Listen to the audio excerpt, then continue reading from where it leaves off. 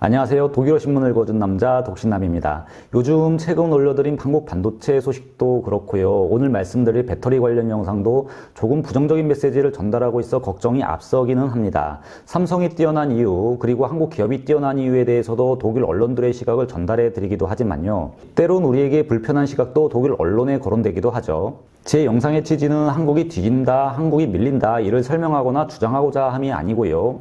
반도체와 배터리 모두 유럽 및 독일은 우리 대한민국에게는 소비자 국가들입니다. 그렇기 때문에 이들의 판단과 평가가 정확하다, 맞다, 틀리다 그렇게 정의 내린다는 것 자체가 의미가 없어 보이죠. 소비자가 판단하는 것과 그 평가 자체는 이미 주관적인 시선을 담을 수밖에 없죠. 그들의 시선이 맞고 틀림을 떠나 그들의 관점이 무엇인가 그 자체만으로 우리가 전략을 짜고 만드는 데 중요하기 때문입니다. 오늘 영상도 그들의 이런 시선과 관점을 보려고 노력했고요. 그런 기사들을 근거로 영상을 만들어 봤습니다.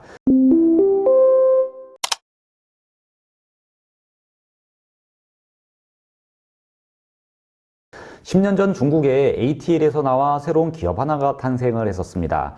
ATL은 핸드폰에 들어가는 리튬이온 배터리를 제조했던 회사죠. 애플과 삼성에 납품하는 등 실적이 나쁘지 않았고 오너였던 로빈 정 위층은 당시 사업에 만족했다는 보도도 나옵니다. 그런데 당시 중국을 방문했던 지금의 폭스바겐 최고 경영자 헤버트 디스는 로빈 정에게 전기차 배터리를 만들라, 나는 전기차 배터리가 필요하다는 요구를 하게 됩니다.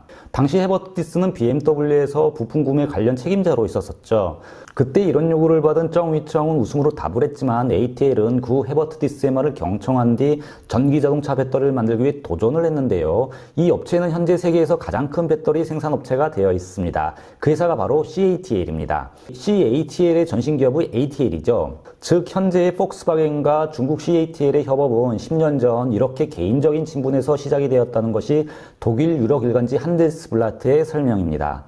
정 위청은 폭스바겐의 최고 경영자 디스가 우리 회사의 자동차 배터리 사업을 가지고 왔다고 전하며 디스에게 고마움을 전달함과 동시에 10년 전의 만남을 얘기하고 있다고 독일 유럽 경제일간지 한데스블라트가 전하고 있습니다. 그런데 매체에 따르면 폭스바겐 최고 경영자 헤버트 디스는 이와 같은 요구를 독일 자동차 납품업체들에게 수없이 요구해왔다고 하는데요. 결국 이런 요구를 진지하게 듣고 모험을 강행하며 성공시킨 기업이 보쉬나 컨티넨탈이 아닌 CATL이라고 신문은 밝히고 있습니다. 이렇게 폭스바겐과 중국 CATL과의 지금의 전략적 제휴는 중국 시장이라는 시장성뿐만이 아니라 인맥으로 이루어진 협업으로 단순한 사업적 관계 이상이라는 것이 현지 언론의 생각입니다. 이 하나에는 중국 경제성장과 함께 중국 공장 설립에 솔루션을 제공해온 독일이 현재 글로벌 산업 현장에서 얼마나 많은 중국 및 독일 인맥들로 엮여있고 이제 중국이 솔루션을 제공하는 위치까지 성장했다는 것을 보여주는 단적인 예입니다.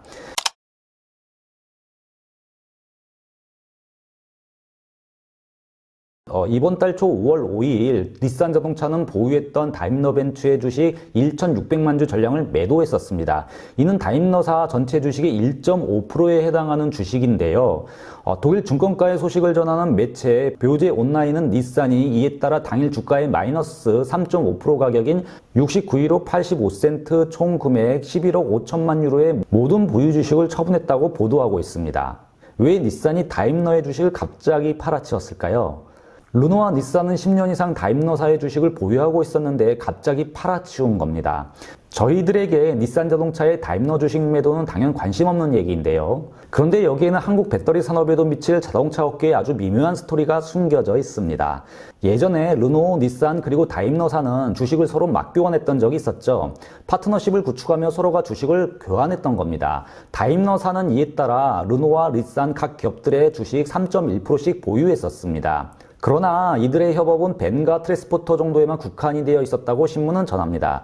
그리고 결국 이별을 하게 된 건데요. 헤어진 이유는 간단합니다.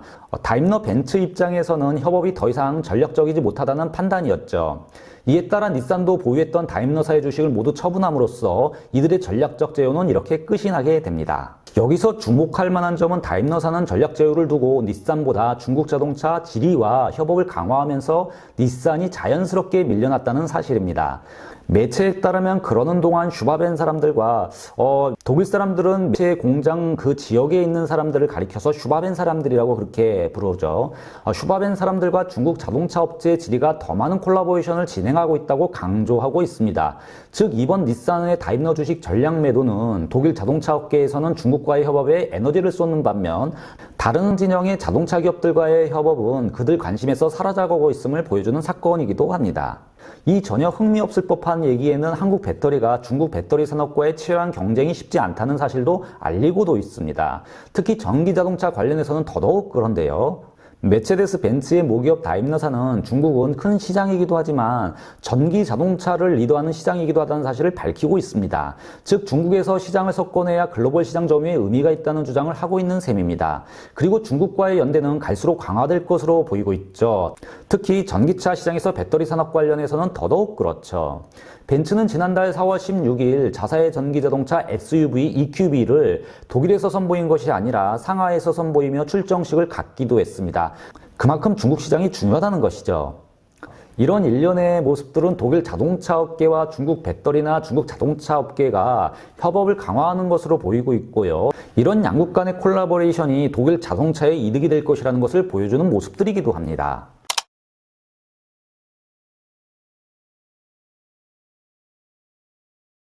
얼마 전 배터리 관련 1분기 매출 소식이 있었는데요. 한국의 배터리를 두고 한국은 뛰었지만 중국은 날았다는 표현이 등장하기도 했었죠. 지난해 1분기에 비해 시장 규모가 127%나 성장을 했었습니다.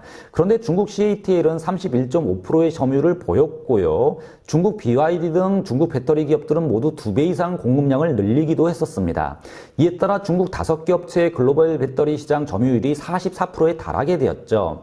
그러나 한국의 배터리 매출은 성장했지만 점유율은 하락했습니다.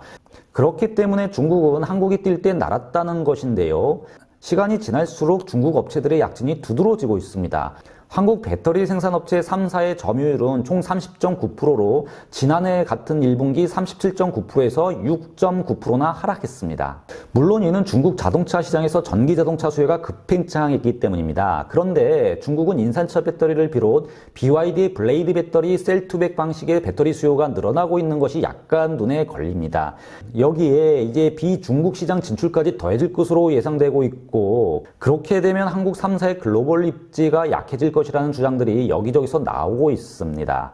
이렇게 염려하는 데는 이유가 있습니다. 앞에서 벤츠와 중국과의 콜라보레이션 강화에 관한 소식을 전해드렸습니다만 배터리까지도 이렇게 협업이 확장되고 있는 것이죠. 다임러사는 메체데스 벤츠의 최고급 세단인 EQS에 중국 배터리 CATL을 탑재했다는 보도가 이미 있었기 때문입니다. 이보다 한 달 앞선 4월 기사였죠. 4월 18일 벤츠는 중국 CATL의 각형 그리고 파우치형 배터리를 벤츠의 대표자 EQS에 탑재하기로 했다고 했는데요. 벤츠 EQS는 지금 출시된 전기자동차로는 최고의 자동차라고 현지 독일 언론들로부터 불리고 있을 정도입니다. 다임러의 야심작이죠. 특히 주행거리가 770km나 나오면서 테슬라의 고급 세단 S의 624km 주행거리보다 훨씬 길죠. 이렇게 테슬라와의 경쟁에서 벤츠사의 첫 야심작이 나왔다는 평인데요. 그래서 EQS를 두고 독일에서는 테슬라 파이터라고 부르고 있습니다. 그런데 이런 독일의 자존심을 대표하는 자동차에 다임러사가 지금 중국의 배터리를 탑재한 겁니다. 이를 두고 지금 업계에서는 K배터리 입지가 줄어드는 것이 아니냐는 말이 나오고 있는 것이 사실입니다. 갈수록 고급차에도 중국이 생산한 배터리가 탑재되고 있는 상황인 거죠. 그런데 이런 소식은 사실 새로운 소식이 아닙니다. 한국 언론사들이 이제 와서 떠들고 걱정할 일들이 아니죠. 이미 2020년 8월 5일 다임러사가 공개한 보도자료를 보면 CATL과 전략 파트너십을 맺고 혁신적인 배터리 기술을 개발하겠다고 공언했었습니다. 그리고 현지 언론사들은 이에 따라 같은 날 메체데스가 CATL과 공급 계약을 맺었다는 소식을 알렸었죠. 전기자동차 전문 매체인 엘렉트릭 베네티는 주행거리 700km 이상 보장하는 CATL사의 셀 모듈을 벤츠의 고급 세단 EQS에 탑재하게 될 것이라고 이미 밝혔었습니다. 중국 배터리의 글로벌 시장 사업장은 이미 예견된 것이었죠.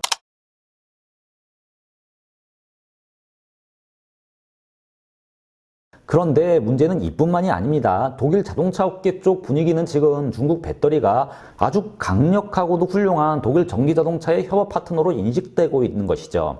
그만큼 독일과 중국의 연결고리가 더 강해지고 있는 모습입니다. 독일 유럽 경제일간지 한데스블라트는 2020년 12월 26일 어떻게 배터리 산업에서 CATL이 글로벌 넘버원이 되었나 독일의 협력으로 되었다라는 기사를 썼던 적이 있었습니다. 신문은 10년 만에 이 중국에서 온 기업은 전기 자동차 배터리 업계에서 세계를 선도하는 기업이 되었다고 전하며 폭스바겐이 이에 거대한 영향력을 행사하고 있다고 밝히고도 있습니다.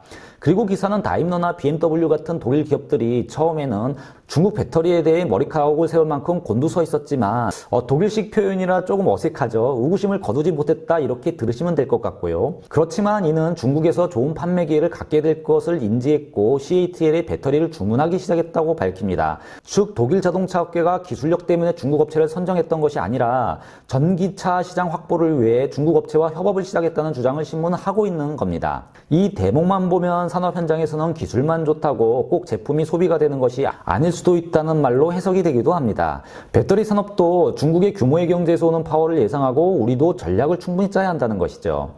어쨌든 매체는 현재 중국 배터리의 역할에 대해서 그 누구도 반대의 목소리를 이제는 내지 않고 있다고 전하고 있습니다. 그만큼 독일 자동차 시장에서는 이제 중국 배터리의 그 성능을 인정하자는 공감대가 형성되어 가고 있다고 기사는 밝히고 있는 것이죠. 다임러 벤츠의 경영자 호버트 트록스카는 중국은 배터리 시장에서 키 포지션에 와 있다고 밝히기도 합니다.